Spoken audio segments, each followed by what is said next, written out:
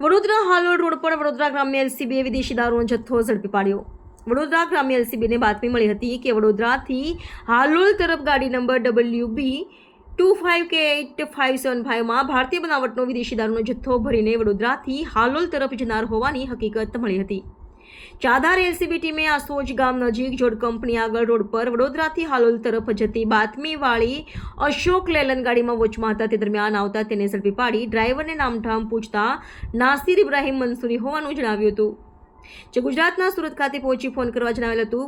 Driver Surat ખાતે પહોંચી phone કરતા હાલોલ ખાતે ગાડી લઈને જવા જણાવતા પકડાયેલ ડ્રાઈવર તેમજ વિદેશી દારૂનો જથ્થો સપ્લાય કરનાર તમામ ઇસમ વિરુદ્ધ કાયદેસરની કાર્યવાહી કરી જરૂરત પોલીસ સ્ટેશનમાં પ્રોહિબિશન ગણનાપાત્ર કેસ રજીસ્ટર કરવામાં આવેલ છે। Reporter Pradeep Bariya, cameraman Nitin Shah, Diu mirror news Waghodia.